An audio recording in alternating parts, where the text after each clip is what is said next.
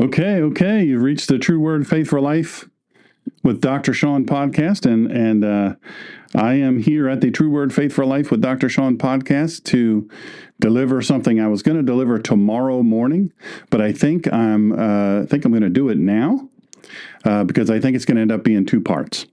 And so if ends up being two parts, then we'll just do the other part tomorrow morning. But I had to get after it. I think it's just critical information. Are communism and socialism as good as the left says?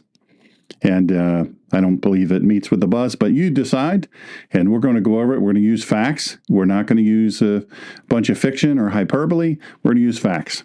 And I like that. I like facts. Facts are cool. I think facts should come back into play here in America for sure, and around the world, no doubt.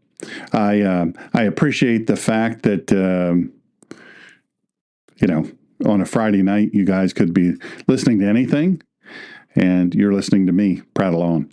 I know that these are very important topics for sure. God has laid them on my heart, and therefore that is why I'm ripping it.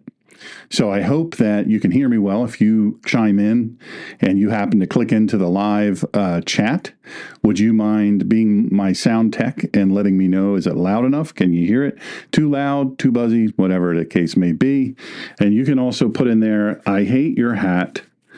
It sucks. Why are you even wearing it? You can put that in there if you want to. You can put anything in there you want, as long as it's nice and kind to other people. If it's true, and the truth hurts, well, I'm okay with that too, because that's kind of what we do here. If you are on our Buzzsprout RSS feed for the podcast that is built for, my mom said I have a face for radio. So, yeah, it was a tough growing up. It was tough. But I got over it. No, I didn't. Just kidding. But I do have a face for radio. You will see in the episode description a link for Are We the SS, or Are We America Titanic, the Titanic America. And I put that link in there for you to click on, and that's a podcast I did earlier today, and people seem to be all abuzz about it. Also, the audio only for you that can't stand my face or my hat or anything else about my appearance. The audio only podcast link is right below that. So communism and socialism, why believers must reject these dangerous ideologies. And, look, I'm going to introduce Marxism, communism, and socialism. These are ideas. These are ideologies. These are, to a great degree, cults that have shaped many nations, but with consequences that should absolutely concern believers. And I'm going to acknowledge the current political climate where some candidates and movements flirt with these ideologies, if not come out and French kiss them. I mean, they are all over it. So communism, I'm going to give you a detailed definition of it. But suffice to say, classless, stateless society, wealth distributed based on need, not necessarily. And in practice, it often leads to authoritarian regimes with centralized control. So think Soviet Union. I was just loving on my dog, and yeah, I might be a little allergic to him. Podcast puppy, he is not in here. He's with Mrs. Greener here in the other room. She does not sit in here and cheer me on for my podcast. She's probably listening on her own, maybe. Could you click on like? I have to pay her for likes. So anyway, we're going to go in deep on all of these things. We're going to talk about some areas. We're going to be fair. We're talking about some areas where it did work to some degree for a little while. So part one of this, potentially part two. I don't think I'm going to get to part two tonight. What is it? Is it really as good as the left says? And then part two, if I don't get to it tonight, which we'll bet on that. Bet your folding money on why believers must reject it. It'll be a podcast tomorrow.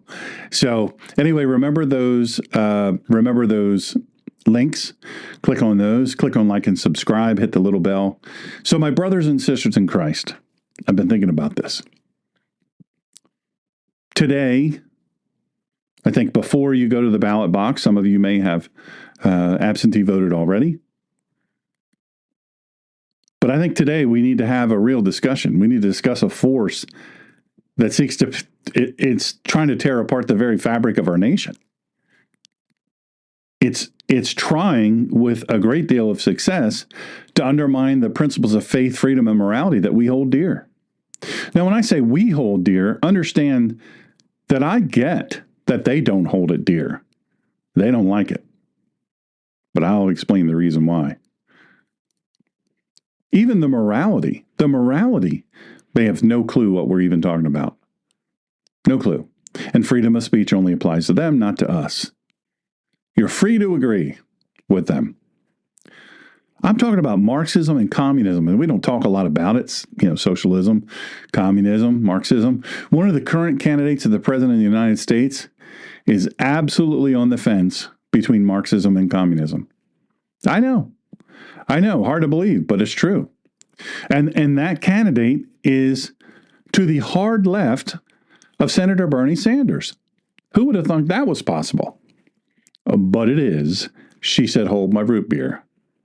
So these ideologies, they've gripped various nations and movements throughout history. They're fundamentally and consistently destructive, not only to societies, but to the very soul of humanity. And you know what, as believers, we've got to understand what these ideologies are, why are they so incompatible with our faith, and why we have to reject them, especially when we vote for our elected officials. Look, the first order of opportunity, we have to build a foundation of facts. That's what I like. Hi, Miss Carolyn, how are you?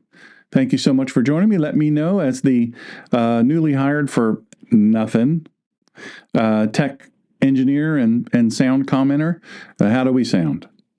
Hopefully we sound good, because I don't know how to fix it. Anyway, look, anytime you want to embrace some sort of knowledge, you have to build a foundation of facts, not feelings, not emotions, but facts. So that applies here, these devastating ideologies and their proponents around the world and throughout history. Now, let me interrupt myself here to remind you about Sundays with Dr. Shawn. I think we're going to do it at 6 p.m. It's all going to be live. It's all going to be live. So Sundays with Dr. Shawn is coming back. I'm thinking either 5:30 or 6. I think 6. We used to do them at 6 at the Kehala in Delaware, and we used to broadcast all around the world. And we're going to do that again. We don't have a live audience here, but that's why we invited you. So all that said to say this, thank you, Carolyn. I really appreciate it. So all that said to say this, these devastating ideologies and their proponents around the world and throughout history, we've got to understand the foundation, or we're really in a pickle. By the way, Sundays with Dr. Shawn, that's going to be this Sunday, starts this Sunday. So I hope that you will put it in your calendar. If you like and subscribe and click on the little bell, you'll get a notification. When I schedule them, you'll get a notification. You'll know exactly when they're going to be. So I would love to have you. I'm really looking forward to it. I'm super, super stoked about it. And, hey, it is what it is. I'm going to get after it. It's going to be Bible teaching and sermons. So if you're not into that kind of thing, you say, man, that's not my thing. A, either you could give it a try, or B, you could just say, hey, that's not my thing. But if you love it, if you love that sort of thing, I would absolutely love for you to join me. Carolyn in chat, I appreciate that you hope I'm doing well too. I am. That's why I'm doing 2 podcasts in one day. Super exciting. So the success of communism, socialism, and Marxism, it's a highly debated topic, right? Because nowadays, colleges and universities are teaching communism, socialism, and Marxism is a really great thing.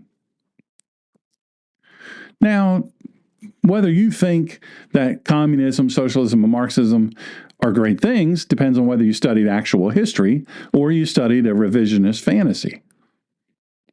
And their effectiveness depends on how one defines success and the specific historical context in which these ideologies were implemented.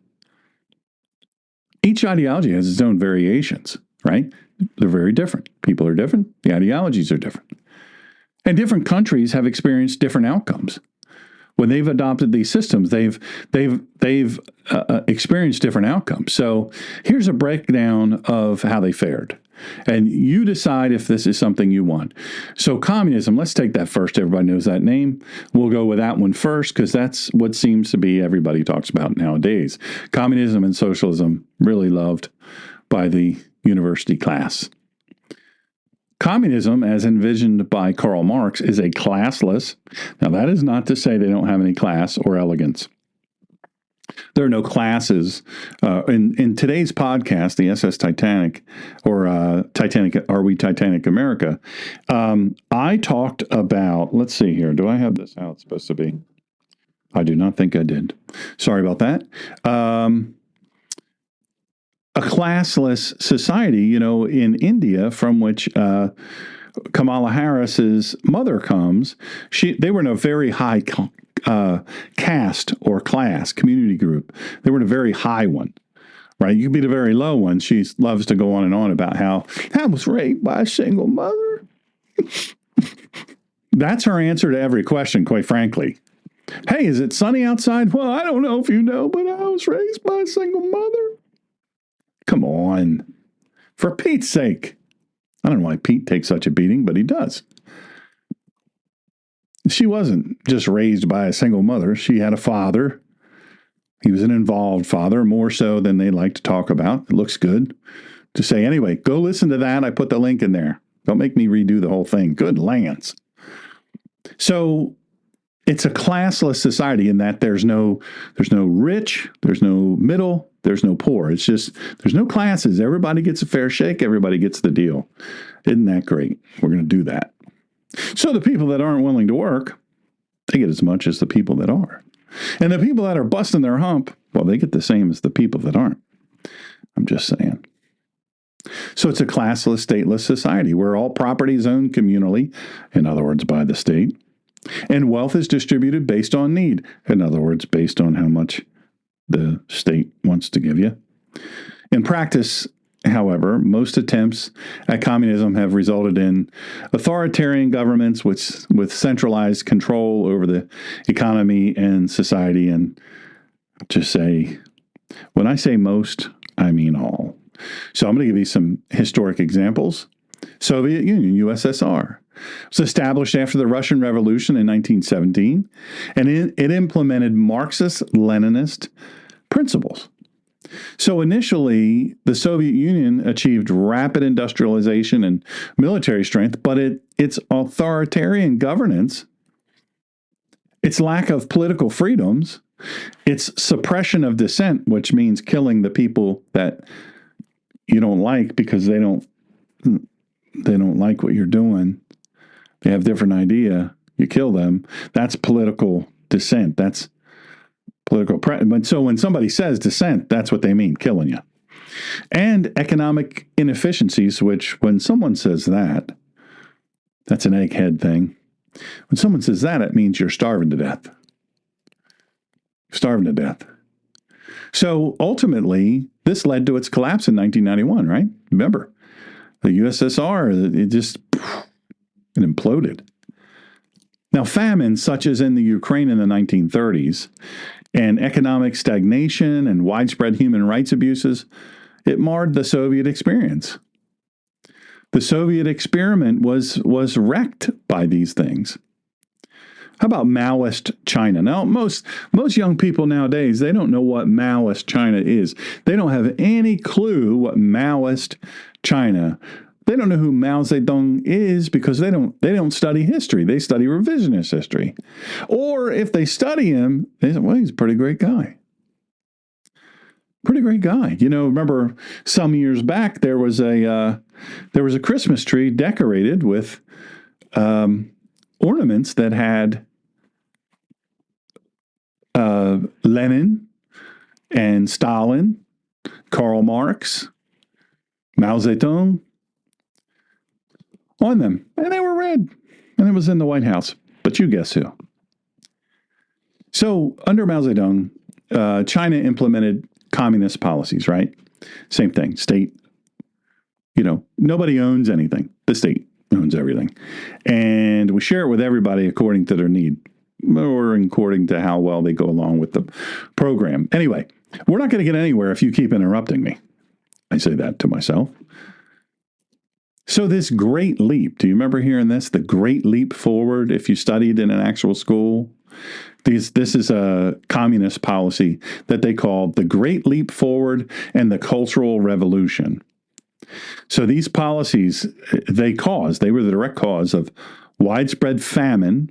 When we speak of famine, we speak of famine in Russia, in North Korea, in China. When we speak of famine, we're talking about people who died of starvation. Political repression, when we speak of repression in any of those places, that means people weren't allowed to say what they thought. And if they did, they got put in camps or they got killed. I may be redundant on that.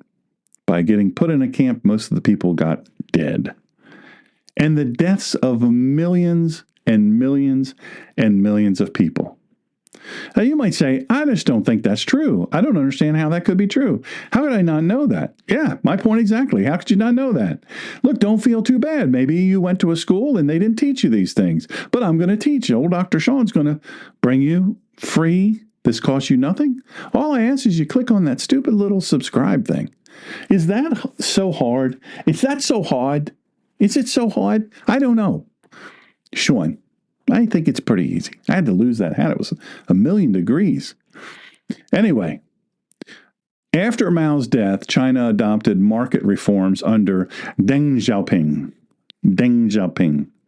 leading to rapid economic growth. Though I don't know. I wasn't sure what I wanted to say here. The country remains politically communist under the leadership of the Communist Party, the Chinese Communist Party, the CCP. But it goes way, way deeper than that because they're in everything, right? Even though they say, well, we're a model for businesses, they're involved in everything. And you don't do anything unless they say you can. And you don't get to keep what you make. And you say, well, neither do we. We pay taxes. Well, they collect the taxes a little bit differently than we do. Communism, as implemented in the 20th century, largely failed to achieve the egalitarian and the prosperous societies it promised. In fact, being an agrarian ideal originally, and a big part of it, hey, we're going to grow food, we're going to give it away. We're going to grow food, we're just going to give it away. We're going to give it away to people that are hungry. Everybody's going to have a fair share. But guess what happened? They weren't so great at growing food. They needed a lot of help. And so the United States grew a lot of grains, believe it or not, even though they have so much rice. We try to teach them how to grow corn. We a lot of things. I mean, we just try to teach them how to do bigger farming. Now, listen, not for nothing, but our food supply is pretty highly processed. And by pretty, I mean completely. And we don't have health care. We have sick care as a result of it. That's for another podcast. But the bottom line is, they promised prosperity, they promised egalitarian society, and it didn't happen. Didn't happen. Not it didn't happen in some, it didn't happen at all. And the lack of political freedom, the total and complete economic inefficiency, and the widespread repression, and by repression we mean shooting people who dared not cheer you on as the greatest thing since sliced bread, they are often cited as reasons for the failure of the communist regimes. Now look, the second part of this, I'm going to teach you why it really failed. Yeah, the widespread repression, that sucked. We don't like that. Economic inefficiency, well, that drew air. And then the lack of political freedom, well, that just plain couldn't breathe. But it was something totally different. Well, let's go on to socialism. Why not? Let's keep moving. This thing can't be 2.5 hours long, or can it? Socialism. Socialism refers to a range, and look, if you're sitting here, and I hope you don't feel guilty if you're listening to this live or on playback. Don't feel guilty that you don't know these things. Maybe you're hearing these things, you're like, wait a second, this doesn't sound at all like what Kamala was talking about. This doesn't sound at all what Bernie Sanders and the one that they give the 3 letters. I don't like her. She's dangerous. She's super dangerous. I don't not say her name because I don't know her. I don't know her name. I just don't want to give her any more press because she loves press, loves clicks. Well, she doesn't know anything either. She doesn't know anything. She went and got indoctrinated and now she's spreading the good news of destroying everything over and over and over. So socialism refers to a range of political and economic systems where the means of production are owned or regulated by the state or the public, the state, the government, with the goal for you Face Radio podcast audio only folks. I just shook my head in a very sarcastic no. It doesn't. It's owned or regulated by the state or republic. No. The Communist Party, the Socialist Party, they own it and they ain't giving you any. With the goal of reducing inequality, not, and providing more equitable access to resources. Equitable access to resources? No, they don't know the first thing about that. Why? Because they feed themselves like pigs. The bosses, the leaders. Corruption is rampant. Somehow or another, they're fat while their people are skinny. Don't know how that happened. It's magic. And you'll hear them talk about, what, but if you say somebody on the left, you got to stop talking bad about communism and socialism because there's different kinds, Okay, are there the kinds that worked and the kinds that didn't? Because those are the only kinds. But they think, there's democrat socialism and there's authoritarian socialism. Now, they sound great. Democratic socialism, well, that's everybody gets a vote. Well, you don't get any vote. And authoritarian socialism is you don't get any vote. So Nordic countries, you've heard a lot about that. And maybe you don't know that, democratic socialist countries like Sweden or Denmark or Norway, you didn't know they were socialist countries. Well, they're different. They're different. They're democratic socialist countries. That's just so different. And it's very different. No, it's not. Sweden, Denmark, Norway, they've implemented what's referred to as democratic socialism or social democracy.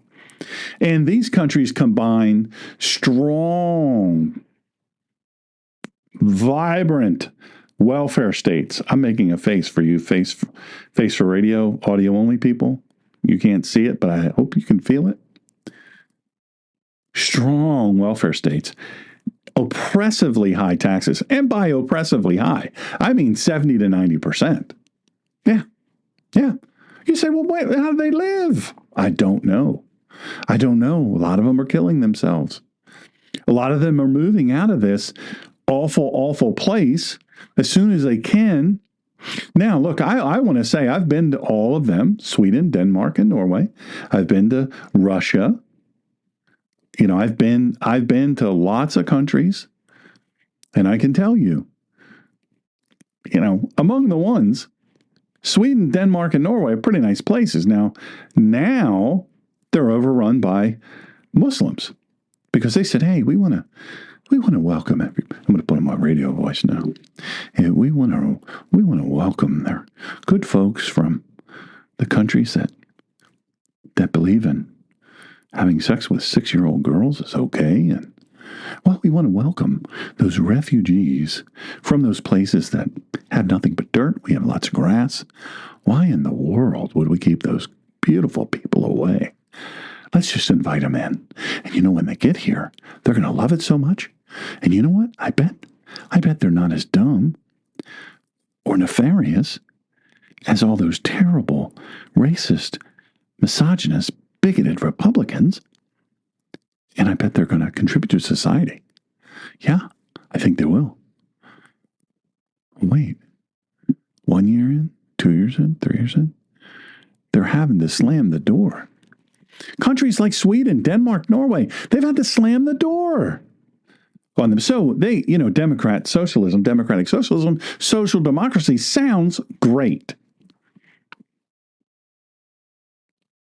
Extensive public services like universal health care. We hear an awful lot about that. Universal education. You know what universal health care and universal education means? Universal health care means you have to get a heart transplant, and none of the doctors in your godforsaken hospital are capable of doing a heart transplant. Why? Because places that pay doctors the same amount as they pay, I don't know, the guy that sweeps the streets, I don't mean to be sexist, it could be a woman, that sweeps the streets, I don't think they're signing up so much. They're going to medical school and they're going somewhere else where they can get paid real money. So universal health care sounds great until you wait 3 to 5 years for a heart procedure, or 3 to 5 years for a cancer surgery, or 3 to 5 years for a knee replacement, or even something simple. Universal education, that means the state educates your child, and you better like it. And allegedly, they have a market economy, right? So the maker of Ozempic, Novo Nordisk, is in, is it Denmark? I want to say it's Denmark. Yeah, I think it's Denmark. And it's the number one driver of the economy. If it weren't for them, they'd be done. They'd be out of business. And what did they do? They said, hey, you know what we can do? We just raise the taxes. We can just raise the taxes. Why not? We're taxing them at 70%. Why not? We'll raise the taxes. Okay, Novo Nordisk. Hey, our other great drugs that are so incredibly great for you. You know what we're going to do? We're going to subsidize not only healthcare, but also the drugs. And you know what?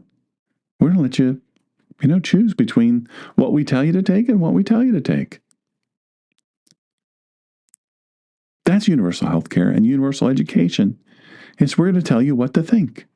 We're not going to tell you how to think. We're going to tell you what to think. Now, listen, I would say that our elite universities here in the United States of America, they're propagandists. In my first book, I did somewhere close to 4 years of research in the education systems in America. And,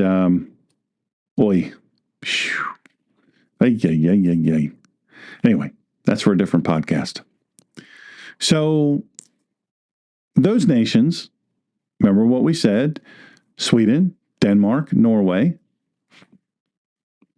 Oh, by the way, somebody asked, well, what's the title? God and Country, The Colonization of Politics was the radio show, which I don't have anymore. And then Excellence Killed the Church, How Mediocrity Destroyed America. That is the first book. It is not my best book. My best book is about to come out. It's at the publisher now. But I wrote the first book with, I was in pretty bad way physically. Anyway, also another podcast. So my point is they allege that they have a market economy. But really and truly, the government tells the companies what they're going to do. And then the companies go, without us, I don't know, not for nothing, but we could move to another country. I don't know if you know this, but they have pharmaceutical companies in other countries. We could move. So what happens? Then there's that push-pull. They say, well, we want a market economy, but, you got to quit telling us what to do or we'll leave. And we'll take 80% of the taxes, in the country that are paid with us. So a lot of folks will say these are successful examples. Well, they're not. Denmark is crumbling. Norway is crumbling. Sweden is crumbling. Now, look, they have high living standards. There's no doubt about it. I've been in both of them, or all three of them, and they're beautiful. Their topography is amazing, but they are struggling hardcore. They have very low poverty rates, except for the people that live in low poverty or live in poverty. You say, well, wait a second, that's a bit of a conundrum there. Yeah, they push those people around a little bit. That's like sweeping up before, somebody comes over to your house, hoovering up the carpet before somebody comes over. Well, it's not how it really looks most of the time. That's like picking up everything that's laying around and throwing it into a closet. Hey, come look at my house. Welcome. So glad you're here. But don't open that closet. So they're thought to have a strong social safety net. Now, what does this mean? This means, hey, I got hurt at work and I can't work anymore, ever. Okay, well, we're going to provide you with free medical care and we're going to give you a stipend. We're going to call you a pensioner and we're going to give you a stipend. Well, how much is a stipend? How much is it? Because that doesn't even buy groceries. So then you have a real issue. You're in a real pickle here. Anyway, that's a whole other podcast in and of itself. So their economies now are suffering bad farmer policy, horrific farmer policy. Their ag policies are beyond anything you've ever imagined. Nobody could come up with just a horrific mismanagement of what otherwise is a great agricultural economy. So now they're suffering because their citizens are hitting the eject button. Right? I talked about how Novo Nordisk, they've gone to them and said, hey, not for nothing, we could go somewhere else. That won't kill us in taxes. Oh yeah, they have workers too. And oh yeah, we don't have to give them the vacation that we have to give here. And oh yeah, we don't have to give all of these things that we have to give to employees here. And even people that don't work here. So they're hitting the eject button. They're saying, hey, I'm out. I'm out. These taxes are too much. This is like California, right? People are sick of paying the high taxes for what? They're just punching the button. I'm out. I'm hitting the button. I'm flying out the top of the cool car. And I'm going to parachute and let them land somewhere else. Because I don't want it. And I certainly don't want it to pay for insane social policies and programs that I don't approve of. They're leaving because they can't stomach the astronomical taxes that seem to only go up. Well, let's talk about Cuba. Right? Cuba's, 93 miles off the coast of Florida, United States. Cuba adopted a socialist system following its revolution in 1959. I always have to laugh. These people that run around with these Che Guevara shirts and hats on, like he was some sort of just, benign poet. Well, he killed gay people, and he killed anybody that didn't like what he was doing. He killed all of his opposition. Didn't work out great for him, just saying. But the point is, he wasn't such a great guy. Oh, Cuba, hey, if you look at the brochures, they achieved incredible successes in areas like healthcare. You go to any hospital, you can get healthcare if you're from Cuba. Facer Radio, audio only, podcast audience. I'm making the big air quotes with a face.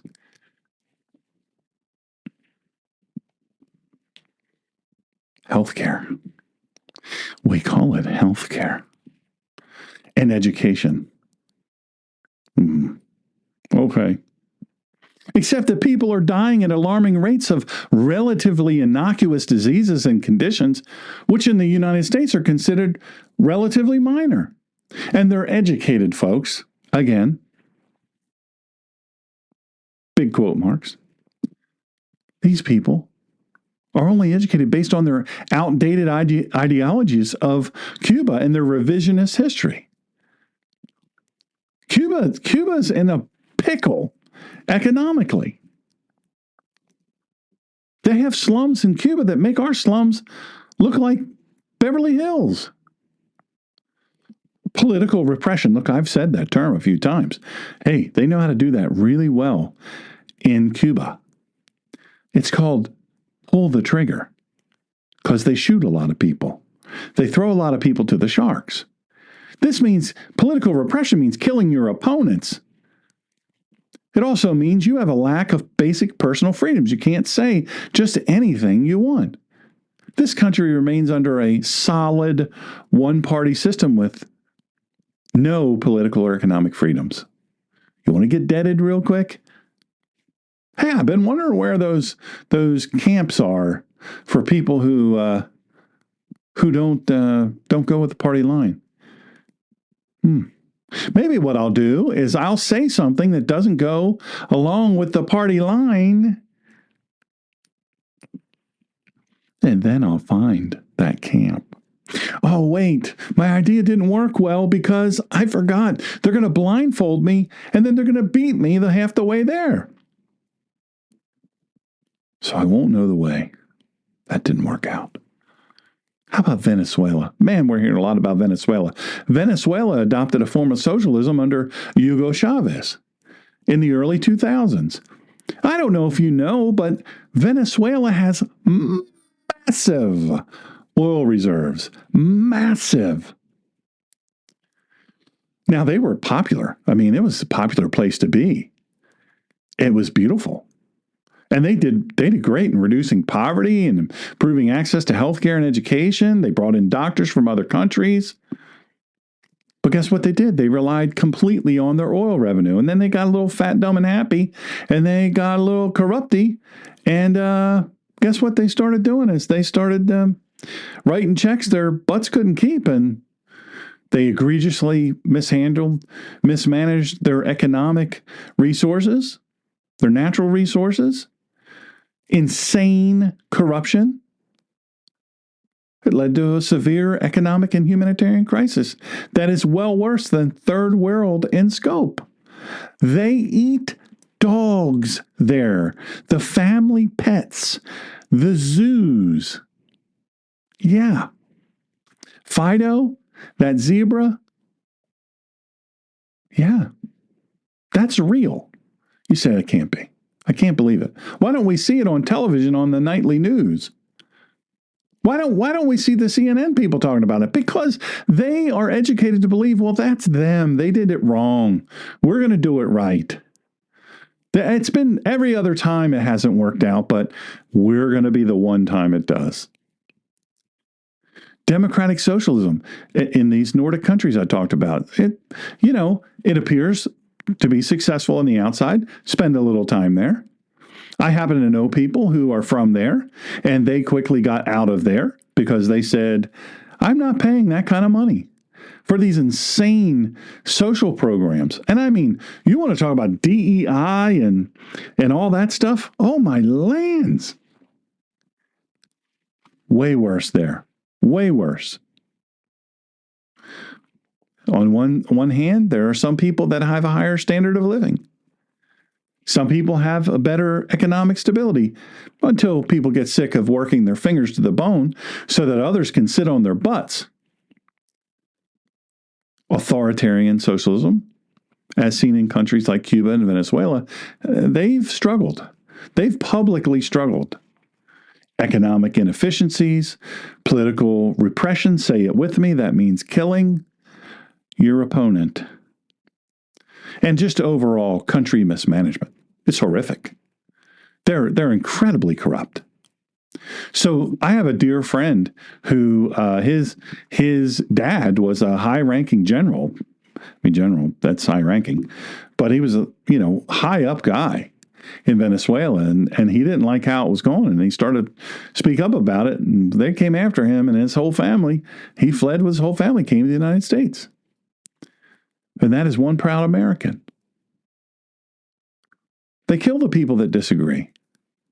But one can only conclude that eating the family dog is a sign of it ain't working. When you start looking at Fido and licking your chops, it ain't working. And you say, well, what about this Marxism? This Marxism kind of sounds kind of sexy. It's got an X in it. Marxism is the ideological framework developed by Karl Marx. Right? These guys have been long dead, so you don't really hear anything about them outside of the liberal universities, and by liberal universities, I mean universities. So you don't know what they're teaching these kids. It's unbelievable.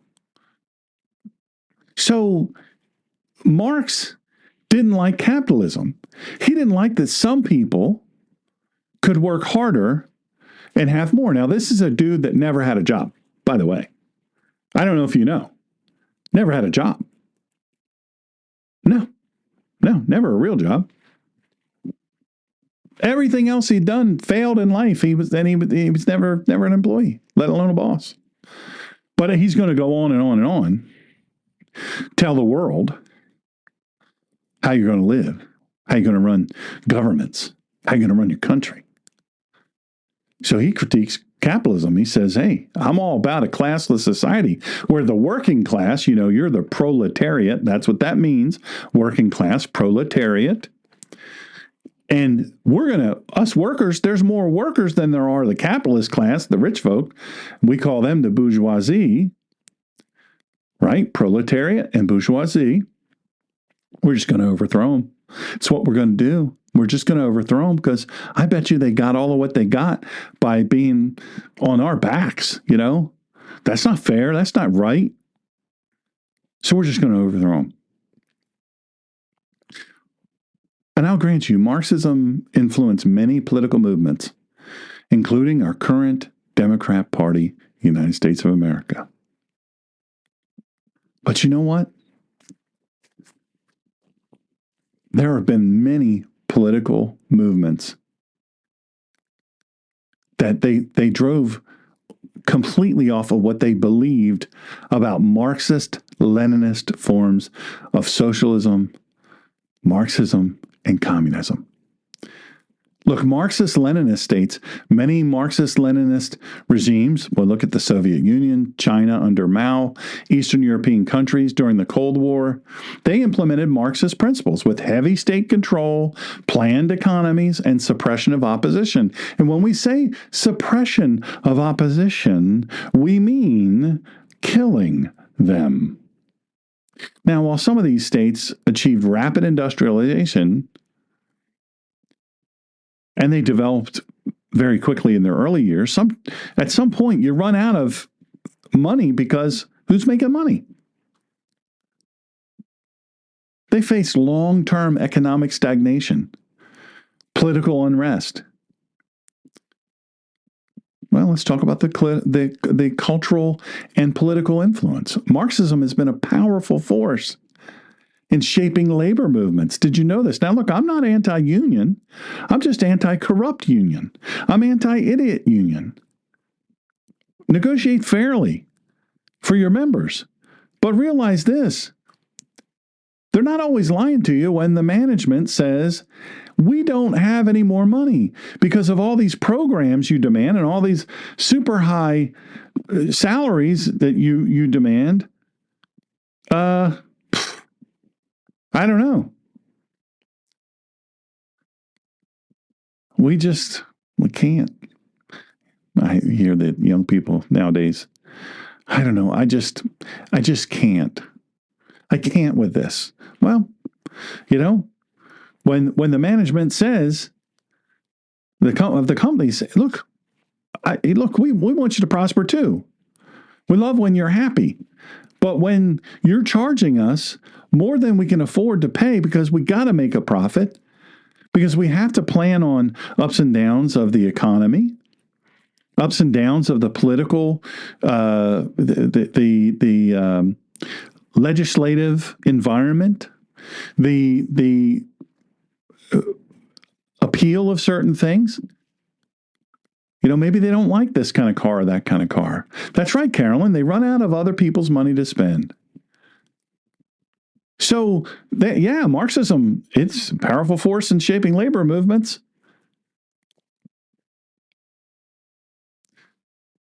I'm sorry to say, I don't feel bad about being a capitalist because it works. Look, Marxist ideas, the Marxists want to take credit for promoting workers' rights and shaping social policies in various parts of the world, even in non-communist countries. But those same countries, workers are not free to think, let alone speak freely. Look, when you have to kill your opponents to stay in power, things aren't good. Eating Fido isn't good. Killing your opponents to stay in power, not good. When you have to put up big fences to keep people in, and then when you don't want to deal with your criminals and your criminally insane people, well, send them to America. Why not? We'll take them. Check out your history. By the way, you can't come back. Look, I understand. Intellectual and political influence, particularly when throwing rocks at capitalism, something they just don't understand. Social justice, I hate that when you have to put a qualifier in front of the word. It means it. Social justice, racial justice, gender justice. Oh, for Pete's sake. Again with Pete taking the heat. Why? Usually these are college students and professors, right? At elite universities paid for by their ultra-liberal parents.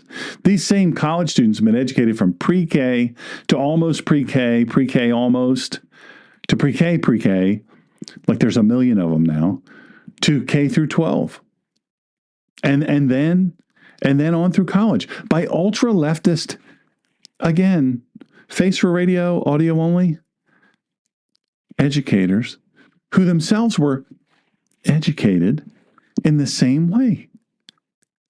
But in terms of practical implementation, Marxist-Leninist states have dependably failed to create the classless, prosperous societies Marx envisioned. And it always resulted in authoritarian regimes where they kill people who don't like them. Look, communism has completely failed. It's completely failed by biblical proportion. In all of its historical implementations, it's failed every time. Economic stagnation, political repression, again, that's where you kill your opponents. Which, not for nothing, I'm just going to say in 2 months, the leading candidate for the GOP has had 2 attempts on his life, one of which split his ear open, killed another person, almost killed 2 others. And then 2 months later, also while under the protection of the United States Secret Service, that was going to kill him. 2 months. Political repression? We're saying it's in other countries? Come on, forget about it. Are you kidding me? The second one, just not that, a few days ago. It was like nothing. Oh, yeah. By the way, in other news, somebody was going to shoot the president again. He had a gun. Had a rifle. He was on the 6th hole. Yeah, the president was coming. Some guy in the Secret Service. Again, for you Face for Radio, audio only podcast, snap of the fingers. Oh, shucks. Didn't work out for us again. Political repression. Look, it didn't. Think what you want to think about Trump. Ask yourself why. Why are they coming so hard after this guy? Why is the left coming after him? Lawfare and calling him a Russian and all these things and just these terrible, terrible things. Oh, he's going to be a dictator. He's going to be a communist. He's going to be Hitler. Well, he served for 4 years and he was none of that. Gas was cheaper. Everything was cheaper. It was all better. Despite withering opposition, it was way better. But they're going to tell you it was worse. Look, socialism has had conditional success, right? The Nordics. We can't argue with that. It's a beautiful place. That area of the world, beautiful, beautiful. But consistently, economic and political crises. Other places around the world, hey, involves the family dog getting eaten. Or you getting killed for saying, hey, I don't really like to have to eat my sweet Fido. I don't really like to eat podcast puppy. You end up dead. Look, the workers, they've had to work themselves to death for pennies and crumbs. For those elite intellectuals who always seem to want more. Never. Communist regimes, it never works. The utopian goals Marx envisioned? Never. Never, ever. Look, the left wants to say, look, their success depends on implementation. The wrong people tried to implement it, and thereby it failed. We're better. We're smarter. So we're going to do it right. We'll figure it out. Well, no, we're not going to be bad. We're going to be good. We're going to be super, super good. We're going to be the goodest people ever. Except, look at what they're doing in universities. They don't like the Jews. So guess what they do? They threaten them. They try to scare them off of campus. They tell the colleges, hey, divest from Israel or we're going to burn the place down. We're never going to leave. And we really smell bad. You're going to do this or else. We're going to riot. We're going to set fires. But those same people, if we just do their communism and socialism thing, they're going to be good. Be nice. They're not going to get power mad or power hungry. No. No, not at all. Look, what are the leaders of these places like? What are they like? Do they harm their own people? Do they enrich themselves personally? Well, there's lots of differences, but I'm going to give you a real quick rundown, then we'll be finished. As I said, it's going to be 2 parts. I'm going to do the other part tomorrow morning, 9 a.m. Eastern Standard Time, I think. So leaders of authoritarian communist regimes, that's what we're going to talk about. In many authoritarian communist regimes, leaders, and when I say many, I mean all, leaders centralize power, that means central to them, to extreme levels, leading to widespread abuses of human rights, economic mismanagement, and personal enrichment. Joseph Stalin, Soviet Union.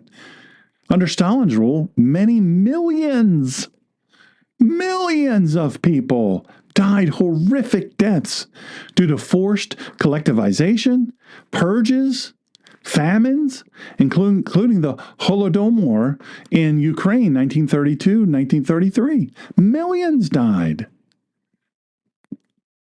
He killed them. And he wanted them to die.